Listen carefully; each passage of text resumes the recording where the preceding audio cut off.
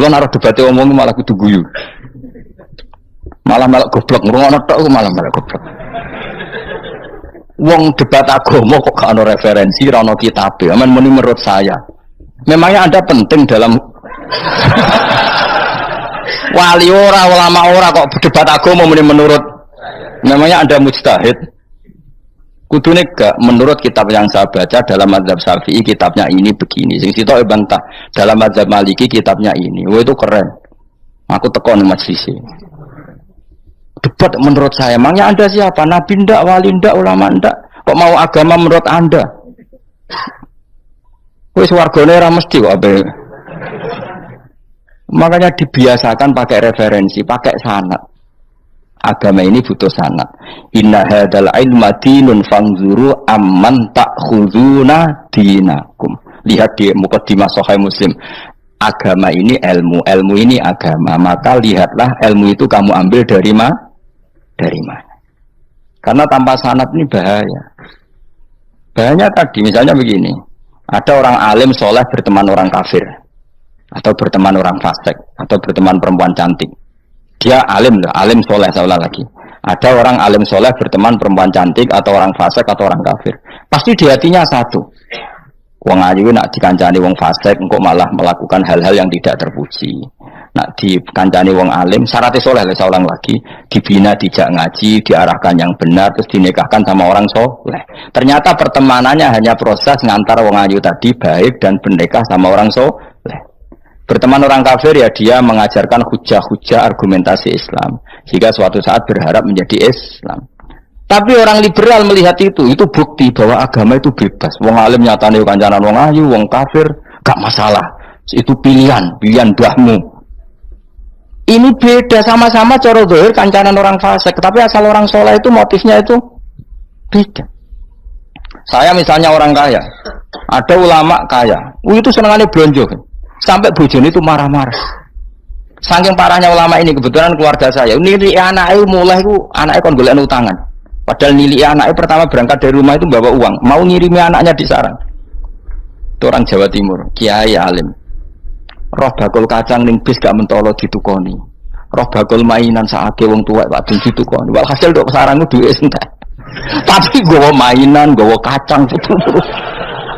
Saake jare.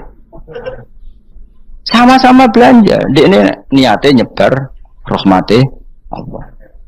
Yo saya pernah ngalami itu meskipun di ada skala yang ekstrim itu. Saya sampai sekarang anak saya mulai TK, SD tak sangoni terus. Kadang beli jajan yang dia sama sekali gak doyan. Dulu ibunya yang marah sebelum ora dipangan kok dituku Gus. Ya masih ora dipangan bakule tetap seneng. Butuhe bakule ku payu ora kok dipangan ta ora. Tapi utek-utek medhit ngene kan pikirannya kan. Nara dipangan aja tuku sakake bakule ndonga supaya laris. Ya duit 5.000 bagi kita kan ndak penting wis bentek. Ben manfaati bakul-bakul. Karena orang kadang dikasih itu malu loh karena ndak diharga diri. Tapi kalau liwat jual beli kan seneng. Nah. Ya banyak ulama yang gitu, boros tapi niatnya menyebar roh. Asal orang soleh itu baik-baik saja. Orang soleh melete, wah duitku akeh, tenang wae. Cara zahir melete, ternyata ngenakno sing dikai ben ora perasaan. Nah misalnya wong soleh terus sopan, duitku pas-pasan tak pangan sesuk wae ora ono, sing dikai ya sungkan le dol-dol. Maka wong soleh kudu melete ben sing dikai ora sungkan. Barangnya kayak duit uang 100.000. Lagi lanjutan duit muateh, orang iso tak hitung neng omah. Ijek karungan. Lah kok karungan piye? Duit saya kerja kok karung nggak sah. Butuhe ngenakno sing digawe apa? Ngenakno sing digawe. Asal wong soleh, dia ngomong gitu itu niatnya juga soleh. Tapi nak wong ra soleh, pancen mlete tenan. Bolak-balik wong ra soleh itu masalah. Makanya kancani wong soleh, wong soleh itu orang yang luar biasa. Kanjeng Nabi itu nak daharu sering ning jobo. Ya biasa. Ketok wong akeh. Karena Nabi gak ada kepentingan beliau jadi Nabi setelah Nabi Isa alaihi salam yang saking sakralnya, saking priainya malah kebablasan dianggap sebagai anak Tuhan. Maka Nabi ngetokno kemanusiaan ini. Bahkan kalau dahar itu sering di luar. Gue ngetokno anak Nabi itu dahar sebagai umumnya kayak apa orang soleh. Lho kula nate berusaha khusyuk iku meneng. Malah nyipi kuwi elek. Mergo aku ora meneng wibawa, nak meneng malah buyute wibawa. Akhire wong rawani takok agama. Nak ana ora takok agama terus takok wong liya, takok rugen malah ra karu-karuan. Tapi baru kayak aku sering guyon gejlokan orang berani tanya. Baru kayak berani tanya, ilmu dikembalikan pada ahlinya. Jadi wong soleh ku ngomong terus yo barokah, saenak yo barokah, asal dekne soleh alim barokah terus. Tapi nak wong ra soleh goblok yo bobo meneng ben wibawa. Nah ibadah anggap wali terus akeh sing sowan innalillahi wa inna ilaihi raji'un. Aneh-aneh wae. Modus iki napa?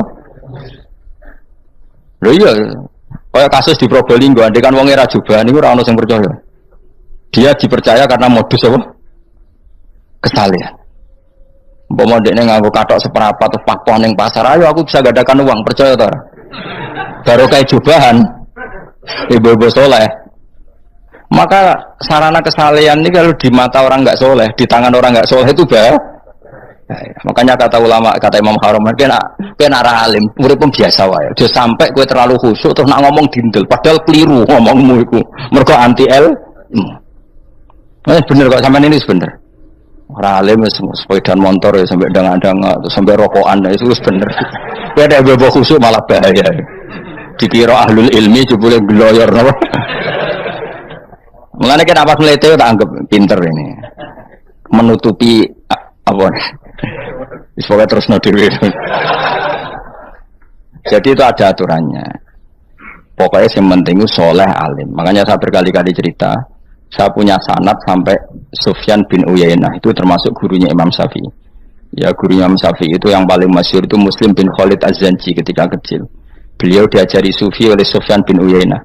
Kemudian ngaji hadis sama Imam Malik. Cuma di Indonesia yang terkenal beliau hanya muridnya siapa? Imam Malik. Sebenarnya dia ngaji lama itu malah sama Sufyan bin Uyainah. Sufyan bin Uyainah ini yang punya riwayat bahwa Nabi Isa dan Nabi Yahya pernah bertemu. Ketika bertemu di satu kampung, sing Nabi Isa tanya, "Aina sirarun nas?" Lalu rumahnya orang-orang fasik di mana?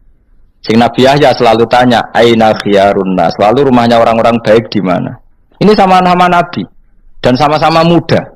Kita tahu Nabi Isa juga wa atainaul hukma napa? Sobia. Nabi Yahya ya Yahya khudil kitab bi quwwah wa atainaul hukma sobia. Nabi Yahya juga mulai cilik alim, Nabi Isa juga mulai cilik alim, wa yukallimun nasa fil mahdi wa kahla. Ini sama-sama orang alim mulai kecil, hanya dua itu, Yahya dan siapa? Isa. Itu sezaman. Saya ulang lagi, sezaman.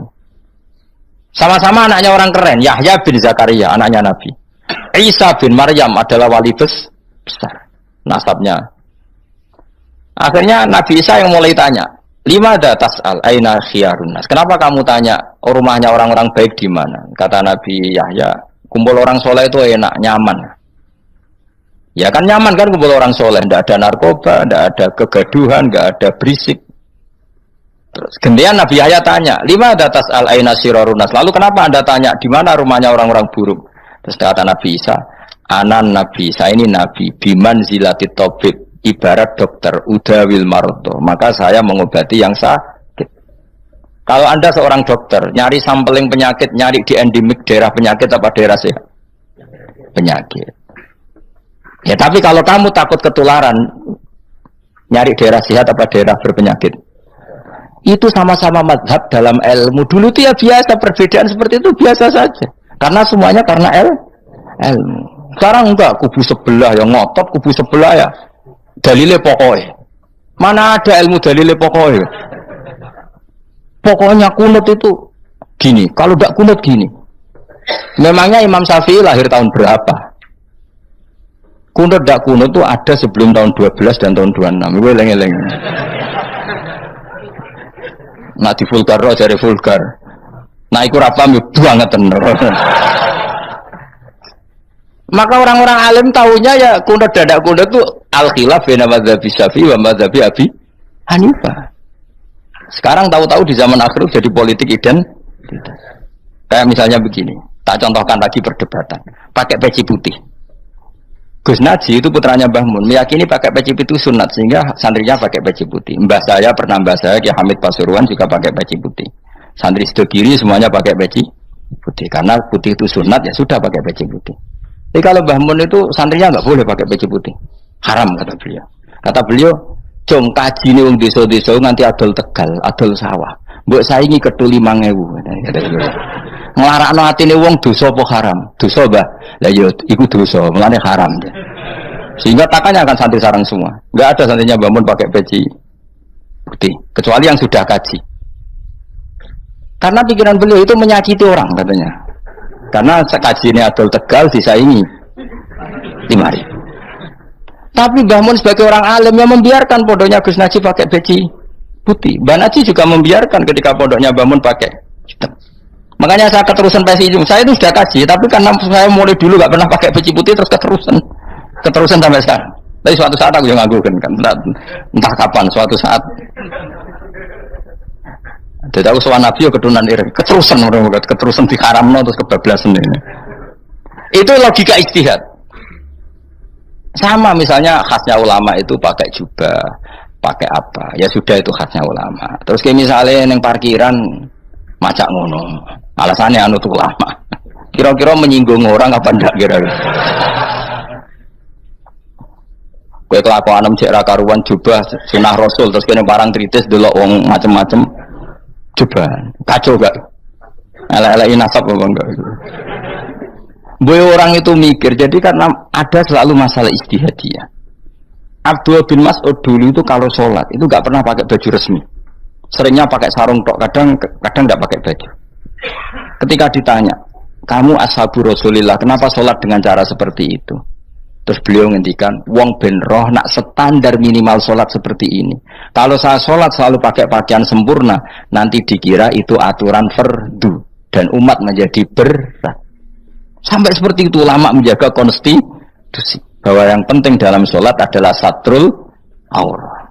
Zaman itu sudah sahabat dan tabiin karena Nabi sudah wafat itu sudah pakai pakaian lengkap. Tapi Abdul bin Mas'ud tiap sholat di masjid dia menunjukkan pakaian paling tidak lengkap. Jadi pernah beliau sholat itu hanya pakai sarung terus diikatkan di lehernya. Ketika ditanya, dulu kita dengan Nabi pernah sholat seperti ini. Akhirnya ulama menjadi tahu nak ngono sholat paling pokok itu nutupi mabena surah war rukbah. Andai kan tidak ada cerita Abdul bin Mas'ud mungkin dikira sholat syarat sahnya ya seperti itu. Maksudnya pakai jubah terus, pakai pakaian begitu terus. Barokahnya Abdul bin Mas'ud orang tahu standar minimal. Jadi kalau ulama itu motifnya seperti itu. Rasulullah kira-kira senang qiyamul lail apa enggak? Senang. Tapi beliau qiyamul lail di masjid hari keempat, hari kelima sudah tidak keluar ke masjid. Karena Nabi kalau selalu melakukan nanti dikira itu. Tapi kalau nggak melakukan nanti orang tidak qiyamul lail. Maka Nabi pernah melakukan ya pernah tidak. Ya sudah itu konstitusi dalam tradisi ulama. Jelas ya. Saya sholat di pondok saya sendiri sering jadi makmum. Karena semua kiai sudah jadi imam, nanti dikira syarat sahnya imam itu kiai. Repot, makanya saya tunjukkan kiai juga boleh jadi makmum. Andai kan semua kiai jadi makmum, saya nanti jadi imam. Ya semua ulama mulai dulu tradisinya gitu, karena yang dikatakan fardu kifayah itu kalau sudah ada yang melakukan, yang lain tidak usah. Biar seimbang. Sekarang enggak ada geruduk kabeh. Makanya terus kacau. Coba sekarang misalnya gini, andai kan semua orang melakukan kebenaran kesunatan, yaitu misalnya semuanya ambisi itikaf di masjid, terus tidak ada orang melakukan kebenaran ngurumat yatim, ngurumat jenazah, ngurumat jalan-jalan raya, kan kacau. Mergo semuanya satu variasi kebenaran itikaf di masjid. Yatim sedang do mati, mergo do itikaf kabeh. Tapi baru kaya ono sing itikaf ning perapatan, nek ono wong tiba iso nulung, nek ono wong kesasar iso takok. Baru kaya wong sing itikaf ning perapatan. Sayange tuh hitung-hitung barang ku sayange. Sajane niat itikaf ku sah. Nawaitul iktikaf linusratit thoriq. Niat ingsun itikaf nulungi dalan ben nek ana wong butuh. Coba sekarang, orang yang kecelakaan, pertolongan emergensi orang yang itikaf di jalan apa yang di masjid? Di jalan, barokahnya banyak, itu tim SAR gratis. Umpama do niat soleh kabeh bumine pangeran, sah mbok itikaf. Mulai sesuk gak apa-apa, itikaf ning perapatan. Tapi buktikan kamu tidak berbuat macam atau tulisi relawan orang tersesat. Jadi ajane kebaikan itu ada di mana-mana. Makanya Nabi menyatakan kebaikan, orang itikaf ya dikatakan Nabi baik. Orang yang jalan-jalan kemudian ada duri disingkirkan juga disifati Nabi orang baik. Orang yang rumah yatim disifati Nabi orang. Bahkan orang yang hubungan intim dengan istrinya sama Nabi ya disifati orang baik. Sampai sahabat tanya, masa urusan situ dapat pahala ya Rasulullah? Loh iya, andekan itu sama orang lain kan malah dosa. Berhubung sama istrinya maka dapat pahala. Kayak apa Nabi ngitung kebaikan sekian banyaknya. Tahu-tahu di zaman akhir kubunya saja yang baik. Ini apa-apaan? Nukuanu iskal deh. Yo marah ini, yo tobat. Kebaikan adalah sesuatu yang dikatakan Allah baik di kubu kita maupun di kubu sebelah. Mau kubu sebelah ya apa saja. Baik di partai kita maupun di partai sebelah. Maupun di ormas kita maupun ormas sebelah. Karena semua kebaikan otoritasnya di Allah Subhanahu. Ada Nabi yang senangannya ngurus wong fasik, Nabi Isa. Karena berpikiran Nabi itu tabib, ya tabib itu yudawil mar untuk mengobati yang sah. Ada Nabi kayak Nabi Yahya. Karena kalau orang kayak kamu tak suruh ngobati orang fasik, kira-kira katut langsung fasik tobat. Cara rohin tak cul ngobati wong wayu, kira-kira sing katut sapa? Sing ayu dadi ngaji apa sing ngaji dadi ya ukur dhewe, nak ora kuat niru Nabi Yahya, nak kuat niru Nabi Isa. Tapi kuwi ora nabi masalah. Ya sudah, yang penting roh ilmunya, bahwa dulu itu biasa. Paham ya? Makanya Sayyidina Abu Bakar jadi wali karena akhlaknya baik. Tapi akhlak baik itu tidak cukup untuk melindungi Rasulullah. Karena ketika Nabi diteror, Abu Bakar tidak bisa berbuat banyak. Sehingga ketika Abu Bakar sudah Islam, Nabi itu masih sembunyi. Sampai ketika lihat Umar gelut di pasar Uqad, dia petarung yang menangan, Nabi berdoa, Allahumma aizal Islam bi Umar. Semoga orang seperti ini itu masuk Islam. Karena ini rapati butuh sopan, ini butuh petarung. Tenan, Umar masuk Islam. Masuk Islam hari pertama sudah Abu Jahal ditotok rumahnya. Kamu lo ganggu Rasulullah Muhammad tak bunuh kamu. Semua orang diparani. Akhirnya bersamaan dengan itu ada khitab fasda bima tu'mar. Akhirnya Nabi berani dakwah secara ala niatan. Barokahnya mantan terima. Jadi kebutuhan Islam banyak. Butuh orang sopan, butuh petarung, butuh macam-macam. Butuh wong lomo, butuh wong fikih sabar itu sakit, enggak usah ditambahin. Karena jumlahnya sudah overload yang fikir itu. Itu rasa di produk sudah masif lah, sudah. Jadi orang kalau gede mau fikir, maksudnya jumlahnya sudah banyak. Jadi itu kayak apa kearifan Rasulullah? Makanya Abu Bakar pertama jadi khalifah. Ketika beliau mau wafat, itu nunjuk Umar jadi khalifah coba. Padahal beliau wataknya lemah tapi menunjuk orang yang sangat kasar, yaitu Sayyidina, karena beliau insaf. Tidak semua kebaikan terwakili oleh orang berakhlak. Kadang kebaikan terwakili orang yang tegas, kayak Sayyidina. Kayak apa insafnya para sahabat? Iya toh, kalau di internal akhlak itu baik, tapi kalau di eksternal ngadepi orang nakal, yang baik itu orang tegas. Coba misalnya ada preman di perapatan, mau ganggu kiai, ikut di santri sopan mau dilu, pusing kan? Tidak di semua antri kayak roken mantan preman. Ayo gelut. Oh mati orang ninggal popo.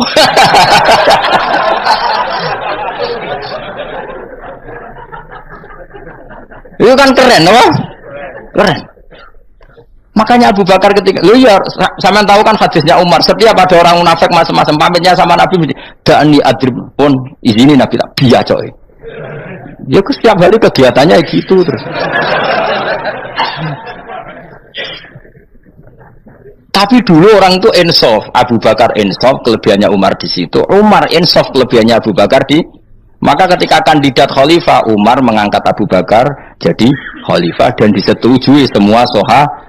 Ketika Abu Bakar mau wafat menunjuk Umar dan disetujui semua sahabat. Orang kok Abu Bakar bae wong halus, golek sing sejenis aku ndak.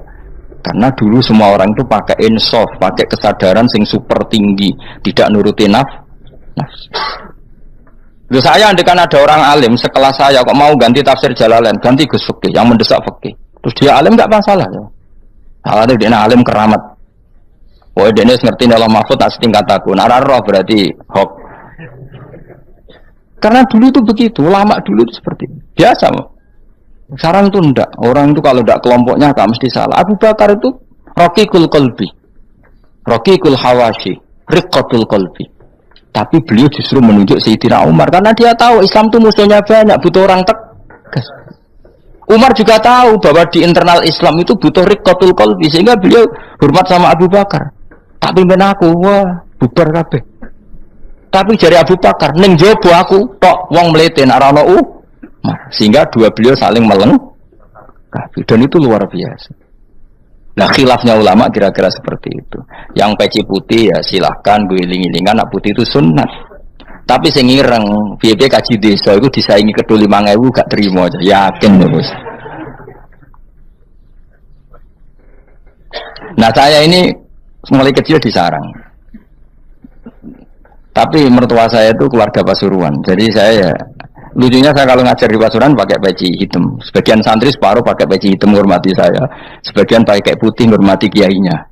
Jadi jadi saya lihat ini ya sepanjang sejarah kalau saya ngajar itu jadi warna-warni itu karena ngasih. Saya kaget tuh kok banyak yang pakai peci hitam. Menghormati jenengan ke. Yang putih masih banyak separuhan. Ya enggak ada yang merencanakan, ya alami saja.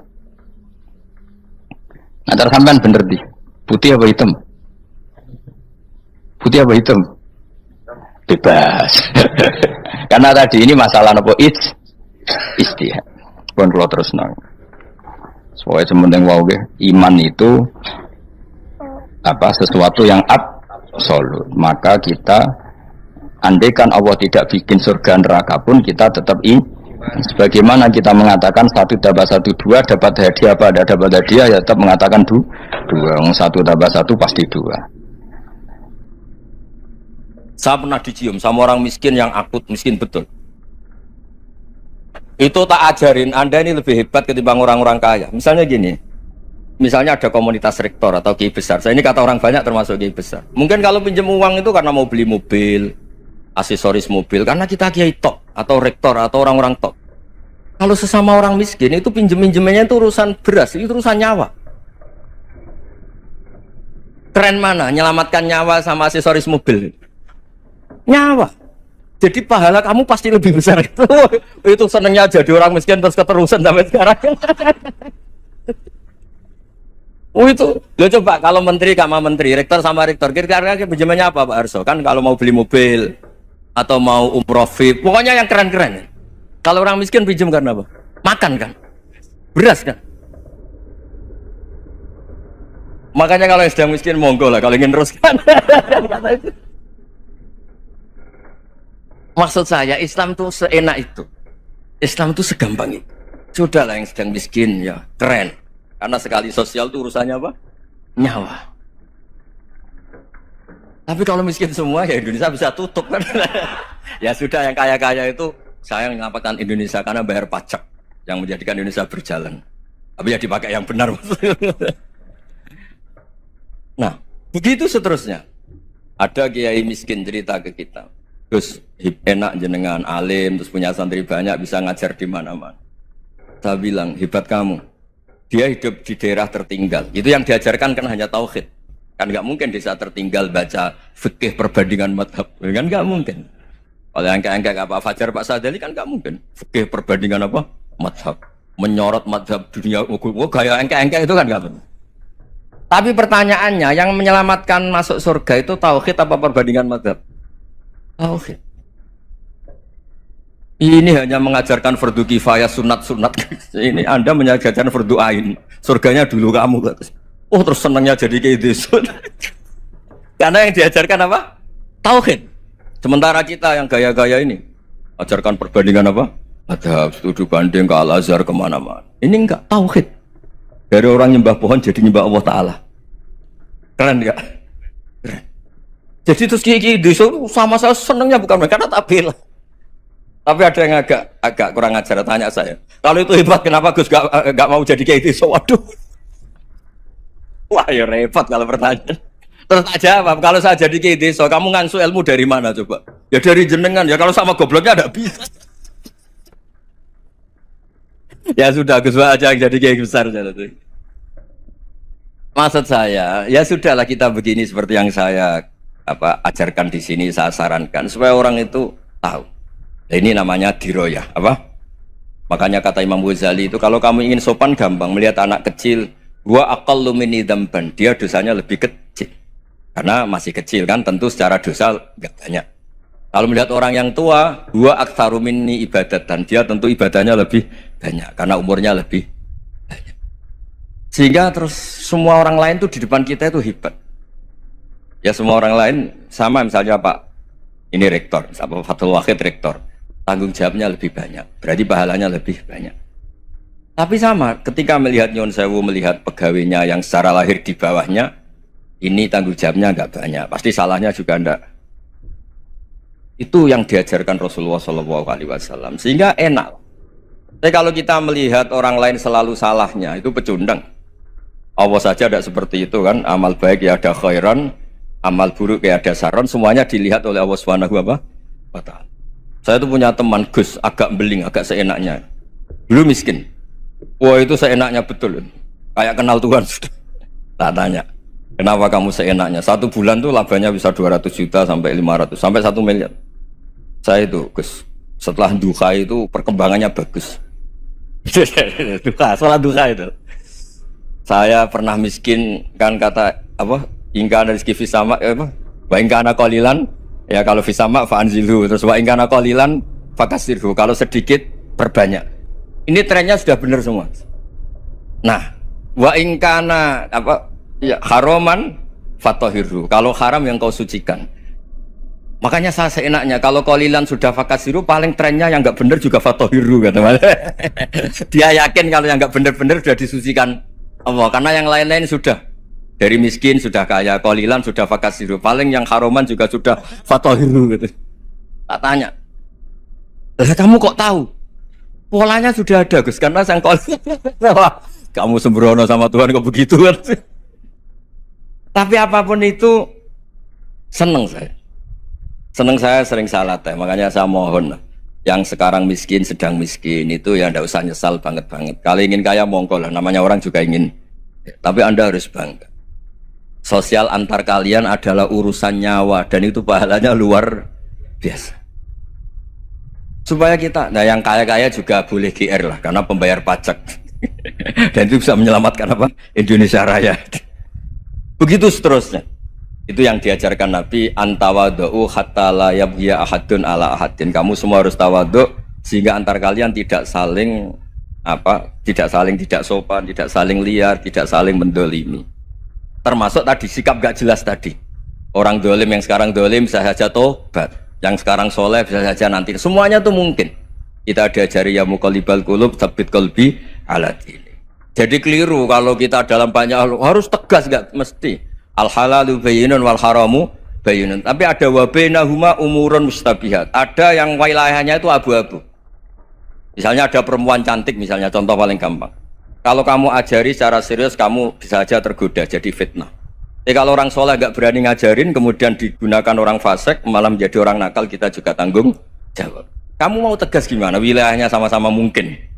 Wilayahnya sama-sama mungkin. Yang dekat pejabat mungkin terkontaminasi KKN. Tapi kalau pejabat gak dekati orang soleh, punya perilaku yang gak soleh, yang repot juga Indonesia kan. Nah hal-hal seperti itu kita tidak perlu ngambil sikap. Maksudnya nggak usah ngambil sikap, ya kita buktikan kalau milih satu madhab, kita buktikan semuanya lebih baik, semuanya lebih bermanfaat, semuanya lebih berperadaban. Karena nggak bisa dihindari wa bainahuma. Termasuk nyuwun sewu, saya mohon maaf sama mulai Pak Harso, Pak Lutfi sampai Pak Fathul Wahid. Saya ini termasuk kiai yang nggak suka dekat sama orang-orang top. Bukan karena hasud. Memang konstitusi kiai harus gitu, la tamuddanna ainaika. Kenal orang lebih tinggi itu kan resiko. Misalnya saya kiai desa, mungkin punya keri tua sudah seneng, punya kijang tua sudah seneng. Gara-gara kenal Pak Wahid naik Kempri, waduh kok saya kalah itu. Kenal orang itu kan resiko. Mungkin dosen-dosen sini kalau kenal saya di Rembang juga resiko. Di sini gak ada cium tangan, biasa dosen, wah gak enak jadi dosen. Jadi memang harus dibatasin. Sekiranya mungkin orang terus, karena la tamuddanna ainaika ila, kamu jangan sering melihat orang lain yang mungkin secara lahir dapat nikmat yang lebih tinggi timbang Anda. Kalau kamu nggak bisa ngelola hati Anda bisa hasut, Anda bisa dengki. Paling tidak Anda bisa ada syukur. Saya itu sering didolani pejabat. Juga sering melihat pejabat di TV. Naik mobil aja ada yang naikkan. Bahkan kalau wudhu itu anduk aja ada yang bawa. Itu kalau yang nggak kuat, weh naik jadi pejabat. Ya makanya terus konstitusi Kiai itu mengatur, sudahlah, mata kamu itu kamu batasin. Jangan melihat sesuatu yang potensi ya, potensi menjadikan Anda tidak apa? Syukur. Jadi saya mohon, ini memang konstitusi saya sebagai Kiai, jadi saya, tapi di hati saya tetap akrab. Saya doakan semua untuk UI, untuk semua orang Indonesia kita doakan. Kita ingin semuanya tambah baik, tambah. Tadi katanya mau naik kelas ya. Kalau naik kelas dari rumah saya niatkan mari mengkaji diroyah. Diroyah itu melogikakan riwayat. Jadi misalnya kita sering dengar Rasulullah SAW sering ngendikan kalian masuk surga itu bukan hanya berdasar amal, tapi berdasar anugerah Allah Subhanahu wa Ta'ala. Oke, kita sepakat amal kita, perilaku kita, ibadah kita andaikan dikompensasi dengan nikmat yang Allah berikan tentu tidak seimbang. Untuk membayar itu saja sudah lunas. Jadi Anda semua tidak berhak masuk apa? Surga.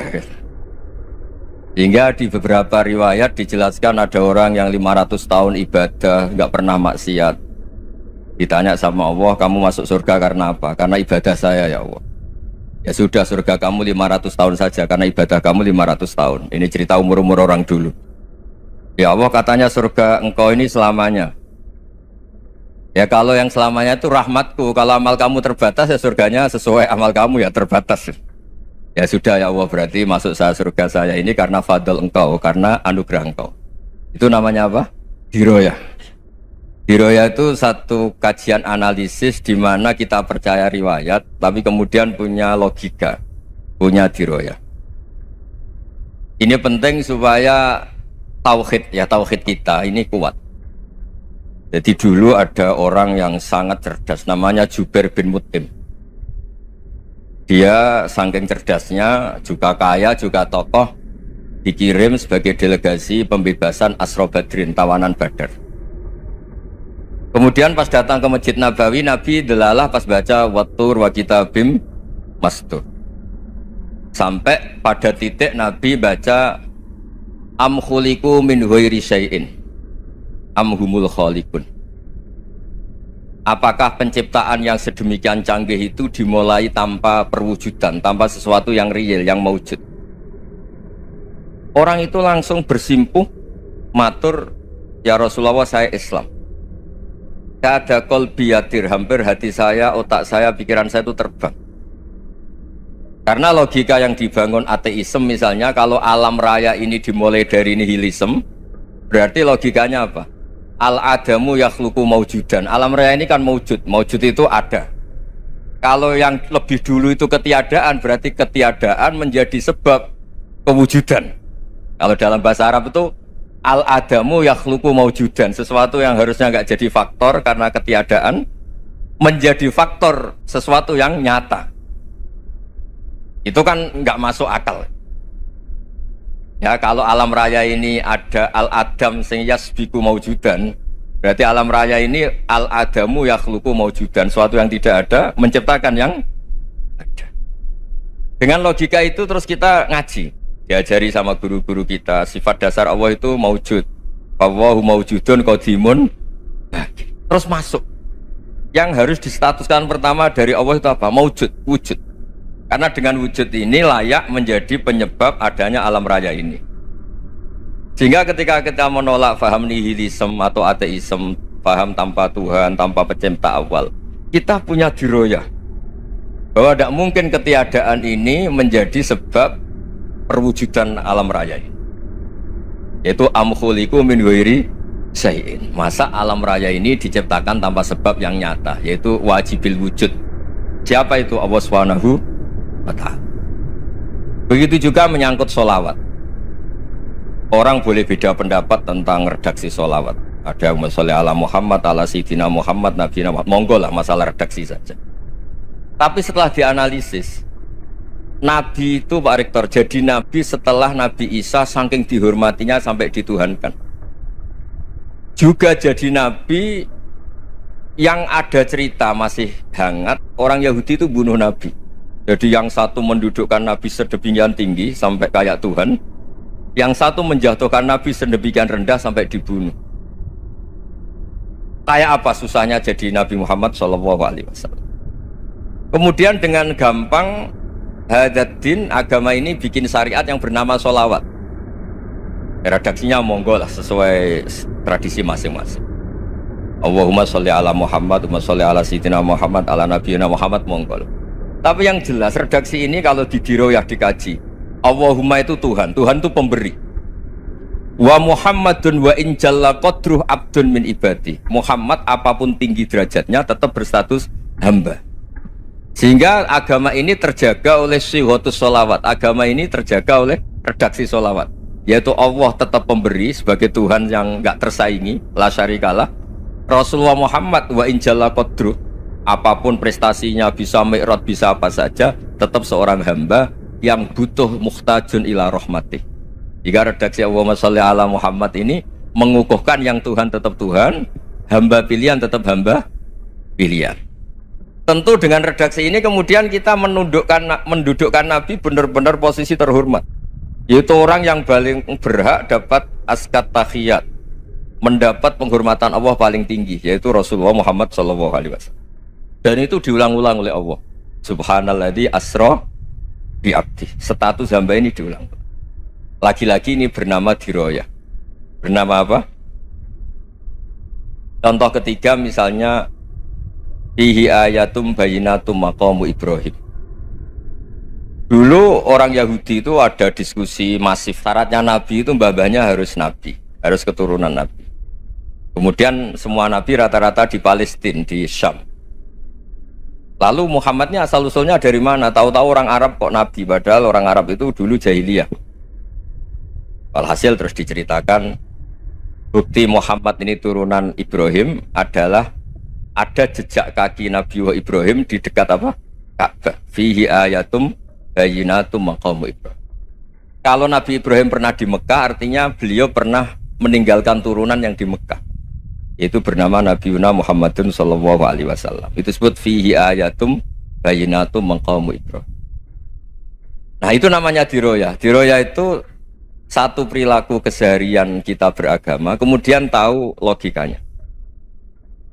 Yang keempat misalnya mangkana yu'minu billahi wal yaumil akhir fal yukrim apa? Jaro. Orang yang iman karena Allah dan Rasul maka memuliakan tetangganya. Andaikan pakai hukum sosial, tentu kalau tetangga kita baik, kita baik. Kalau kurang baik kok kurang penggawean kan gitu. Tapi dulu itu pernah ada seorang ulama itu dibully ya, dikerjain sama anak muda tetangganya. Pak Kiai datang ke rumah saya. Orang ini datang. Kemudian setelah di rumahnya, saya tidak jadi butuh sama Pak Kiai, silahkan pulang. Itu Kiainya senyum menikmati. Dan itu terulang 3 kali. Dibully seperti itu, dikerjain terulang 3 kali. Lalu tetap Kiainya tuh asik, seneng sekali. Lama-lama muda ini tanya, kenapa engkau tidak tersinggung? Padahal saya kerjain sampai 3 kali, tak undang, terus tak suruh pulang, tak undang, tak suruh pulang. Kata Kiai tadi, yang memerintahkan baik sama tetangga itu Allah. Jadi saya nikmati ketika bisa baik sama Anda. Tidak ada urusannya dengan perilaku Anda yang menolak saya. Nah itu terus kita tahu, memang motifnya kita baik sama tetangga karena iman sama Allah dan Rasul, bukan hukum kompensasi sosial. Jadi kalau mau diteruskan Pak Rektor, saya ngajar di sini ya karena perintah Allah, itu orang alim harus ngajar, bukan karena perintah Rektor. Kalau diteruskan.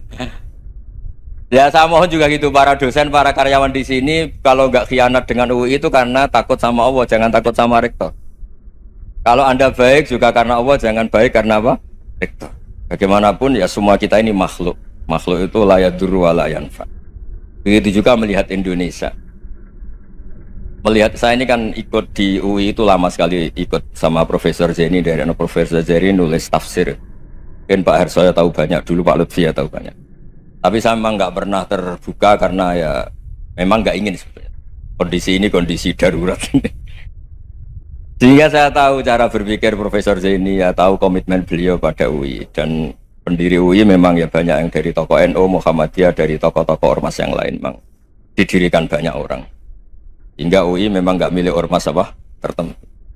Dari satu sisi memang baik, nggak dikuasai ormas tertentu, tapi nanti kalau keterusan ya nggak berbentuk. Ya sudahlah, dikelola saja, sambil jelas, sambil kadang nggak jelas, yang penting ikhlas tadi.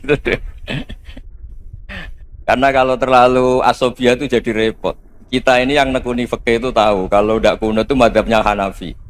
Kuno itu madhabnya Syafi'i. Tahu-tahu seakan-akan Imam Syafi'i itu NU, Imam Abu Hanifah itu Muhammadiyah. Padahal ini orang-orang yang sebelum NU dan apa? Muhammadiyah. Jadi kalau kita yang nekuni ilmu itu biasa saja dengan perbedaan. Tapi kalau orang-orang yang nggak siap dengan perbedaan itu sampai Allah disifati Ta'ala itu tidak terima. Padahal Ta'ala itu maknanya Maha Luhur, yang Maha Agung. Jadi ada seorang kiai kebetulan pidato pertama Pak Rektor. Assalamualaikum warahmatullahi ta'ala wabarakatuh. Ilmu balik kedua ini nggak terima karena itu dianggap bid'ah ada Ta'ala. Hanya dia bilang Assalamualaikum warahmatullahi ta'ala wabarakatuh. Itu saking asobiahnya itu Allah ditambahi Ta'ala itu tidak terima. Padahal Ta'ala itu maknanya Maha Agung. Nah itu kan jadi repot kalau asobiah gitu. Kalau kita ngadepi perbedaan itu biasa saja. Karena kita mungkin bacanya banyak, lihat hal-hal seperti itu ya. Berkohnya nggak jelas itu menjadi orang tuh bijak. Ini sekarang nakal, jangan-jangan nanti jadi orang baik. Yang sekarang baik, jangan-jangan suatu saat jadi tidak baik. Semua orang introspeksi. Nggak ada jaminan kalau kita sekarang baik akan baik terus. Nggak ada jaminan kalau kita sekarang buruk akan buruk terus. Sehingga terus banyak kiai-kiai bijak itu memang lahirnya nggak tegas, tapi nggak tegas itu yang menjadikan bijak, karena sama-sama mungkin. Itu yang disebut laisa laka minal amri syai'un aw yatuba alaihim wa yu'adzibum, itu tidak wilayah kamu.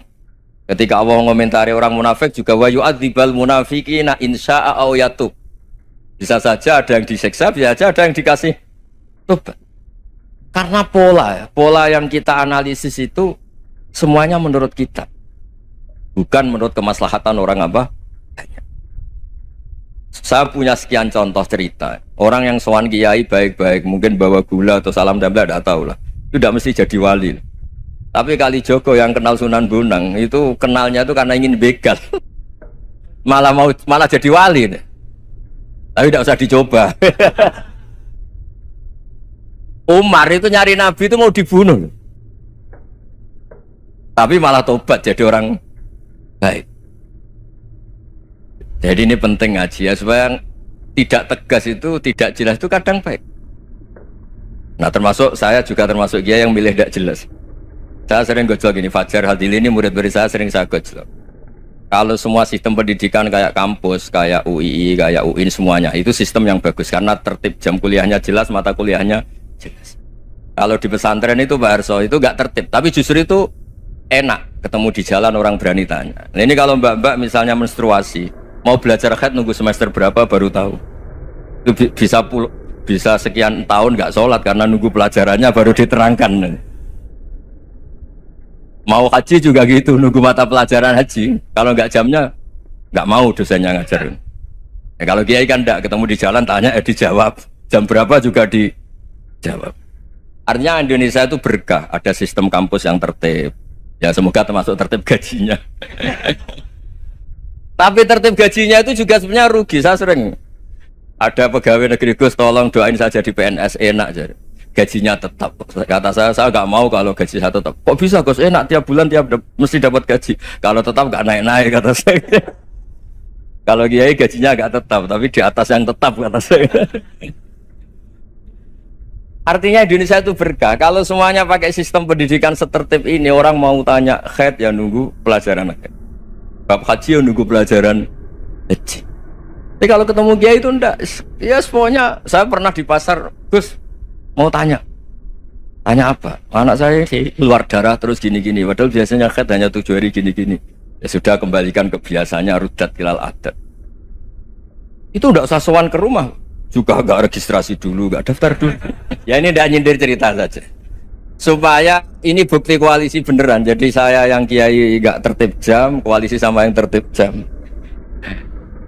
Jadi kalau semuanya sistem kampus, nanti pertanyaan itu enggak bisa on time, enggak bisa setiap saat.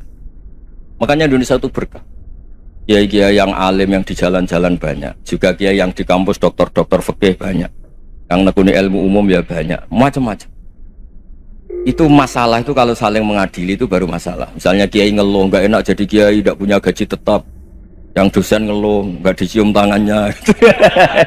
Karena memang unik Indonesia itu.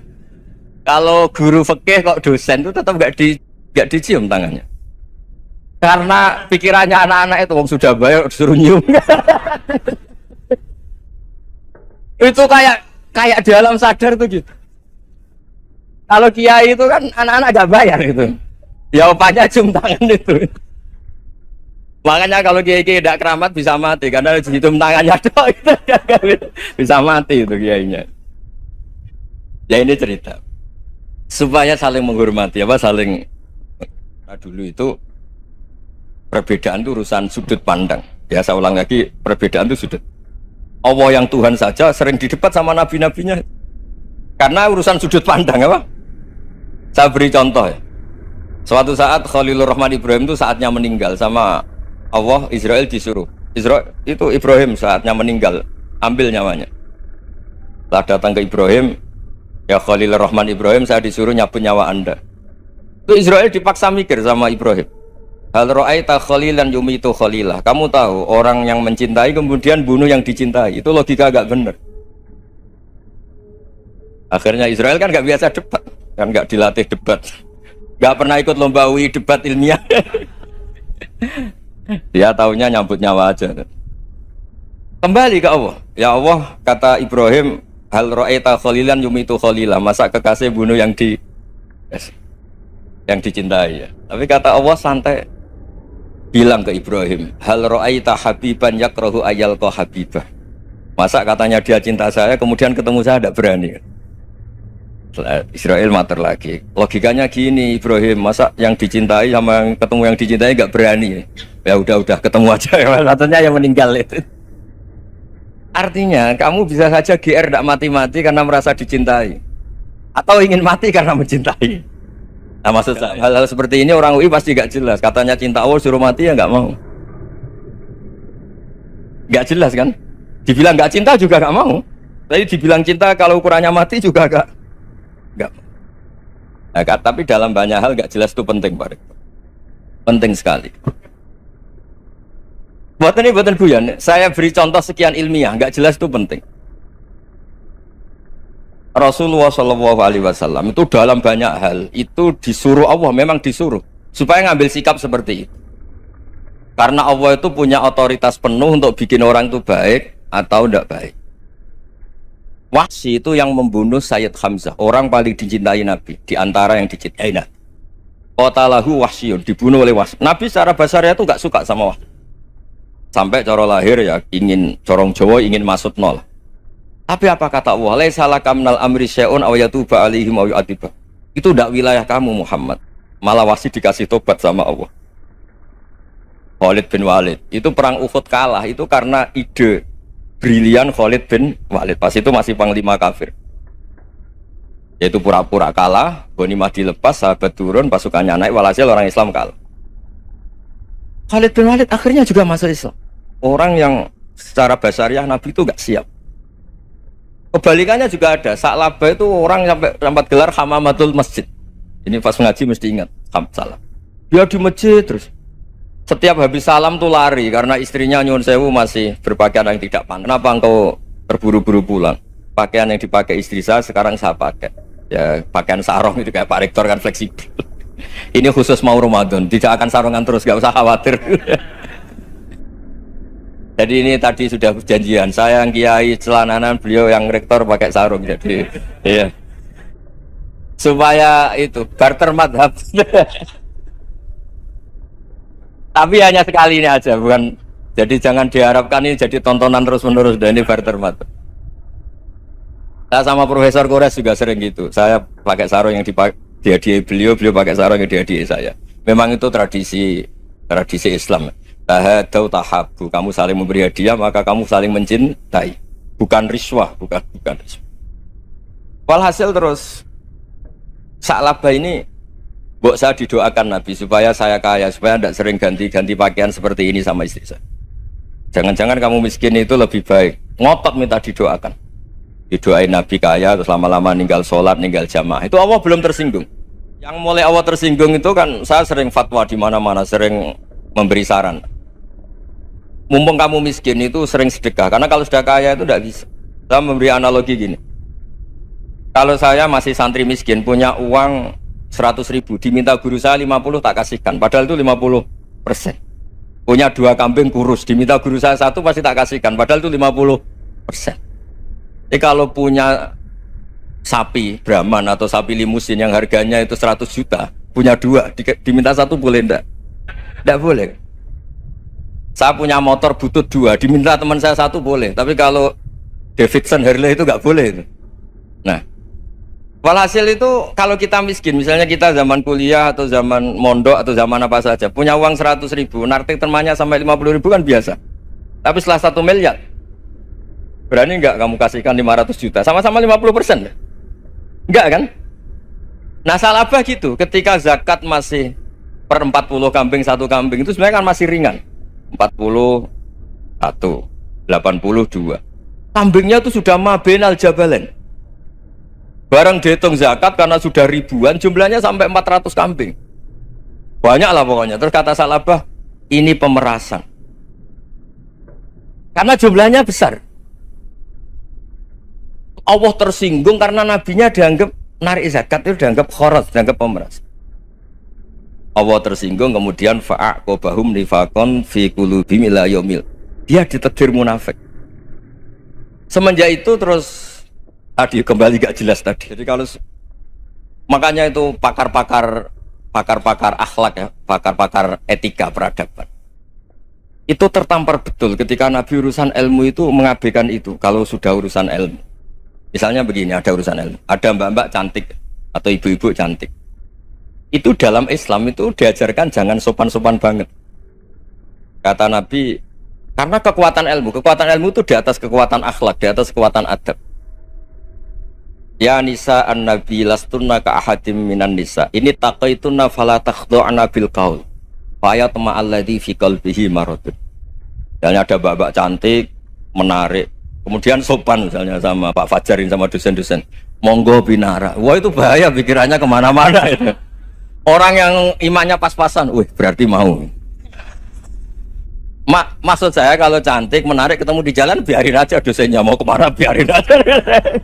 Gak usah dihormatin. Kalau dihormatin, Pak mau kemana sadarian mau bisa bahaya. Nah, biarin aja.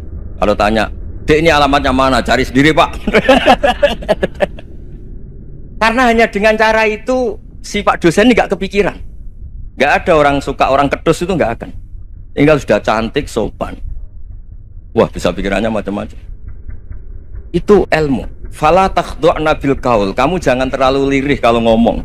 Fayatma alladzi fi qalbi maradun. Orang yang pikirannya masih kotor pasti berpikir yang negatif. Anda mungkin demi sopan sama dosen Anda. Tapi sejauh mana dosen Anda juga berpikir positif. Itu kan uji iman sama uji nyali.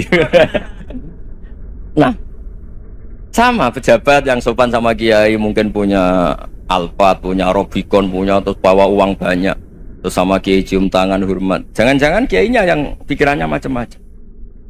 Ini berarti bisa jadi muhibbin potensial misalnya. Nah, saya ini termasuk kiai yang pengagum ilmu. Sehingga saya sama orang yang medit, yang kikir sama saya itu saya senangnya bukan main. Kenapa? Karena kalau orang medit itu gak berhak. Kalau orang lomo 1 juta minta surga, 2 juta ya minta apa? Surga. Gus salam template 200.000 aja kadang minta surga. Tapi kalau yang kikir-kikir ya sudah salaman tok sudah, gak minta apa-apa kan dia tahu diri, gak bayar kok minta.